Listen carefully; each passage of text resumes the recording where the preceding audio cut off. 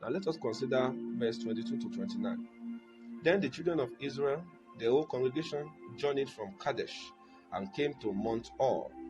And the Lord spoke to Moses and Aaron in Mount Or by the border of the land of Edom, saying, Aaron shall be gathered to his people, for he shall not enter the land which I have given to the children of Israel, because you rebelled against my word at the water of Meribah.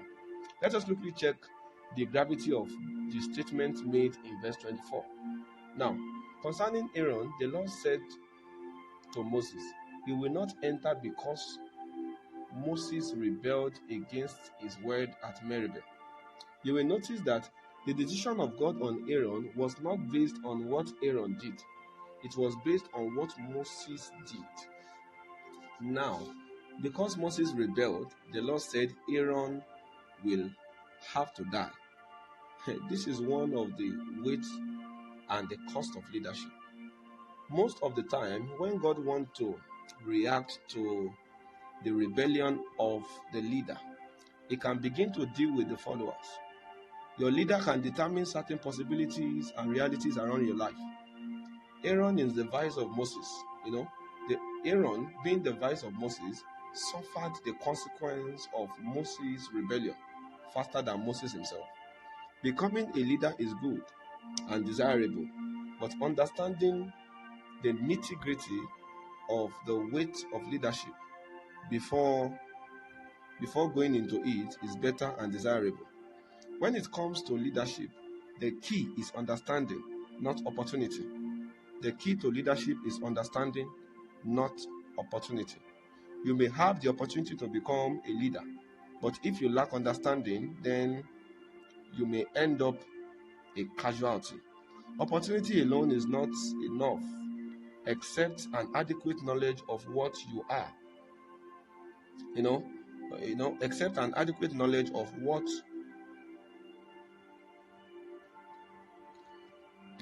Except an adequate knowledge of what you are expected to do is available to you. Let us continue the reading from verse 25 to 29.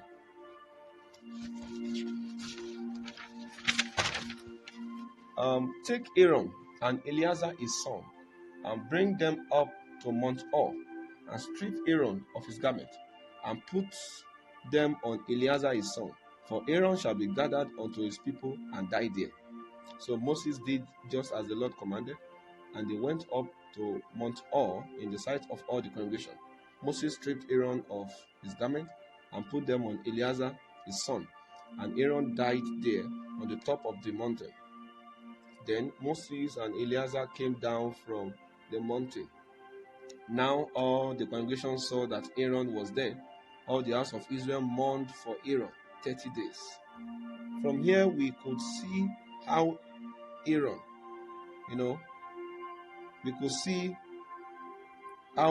died. And before Aaron died, the Lord made a provision for the person that would take over from him. The Lord instructed Moses, Aaron, and Eleazar to go to the top of the mountain. There's something about the people of God that is usually glorious. Even when God chooses to discipline them, the glory will still be there. God told Aaron how he will die, when he will die, and where he will die. Not only that, he also told him what will happen before he died.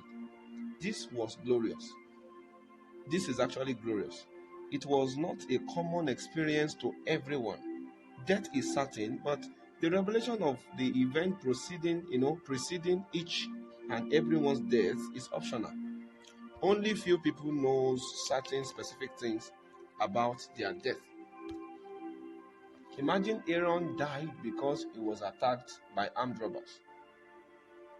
What if he died by food poisoning? What if he died because he was involved in an accident? What if he died because he was sentenced to death? All these are some of the things that can lead to death, but those things are not glorious. Aaron's death was a glorious one because because a lot of details about his death was revealed to him even before he died. Now, before Moses, before he died, he knew who would take over from him. At what point did Aaron die? He died at that point where his priesthood garment was completely taken from him and was given to Eleazar his son. The moment Eleazar put on Aaron's priesthood garment, Aaron died immediately. This shows the picture of a proper handing over. God was only waiting for Aaron to hand over before he brings him over. God will not displease you if he cannot find a replacement for you. God will not displease you if he cannot find a replacement for you. Displacement is an evidence of replacement. The moment God spoke death to Aaron, death began to work in him. But he couldn't die because a proper handing over has not been done. The Israelites saw that there were 3 that went up to the top of the mountain, but when they were coming, they saw only 2, Moses and Eleazar, the son of Aaron, who took over from him. The effect of this handing over was that Eleazar will have to function after the order of Aaron, his father. Eleazar will now become the priest after the order of Aaron. Another thing was that Eleazar is now automatically, the vice of Moses, just the same way his father was. When these 2 people returned from the mountain, and the Israelites who have been waiting at the base of the mountain discovered that Aaron did not return with them, they knew he had died according to the word of the Lord. So they cried for months. They cried for a month, 30 days. Now, these were the same set of people that while he was alive, they were always trying to frustrate and contend with him. But now, after his death, they wept for him. You see, not everyone who cry at burial ceremonies are really friends. Some are just crying because others are crying, while others also cry because they were moved to cry. When a person dies, both his friends and his foes will gather. These 2 sets of people may likely cry at the sight of the corpse, but their motives is what will show their real personality. Finally, our beloved Aaron has gone to be with the Lord. Who buried him? The simple answer is that God buried him. This is because you can't expect that a grave be dug on a mountain. So anytime God wants to bury certain of his people, he will ensure they die on the mountain. Aaron was not buried by men. He died by the word of the Lord, and since he was found faithful by grace, then his body was carried by the Lord. His body was so precious to God that God felt there was no need for the ground to have him. The moment he died, the angel of the Lord carried him up. Going to the grave is not compulsory. You can go to God without paying the grave a visit.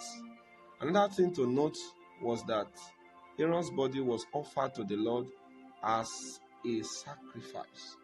Remember that God told Abraham to sacrifice Isaac on Mount Moriah.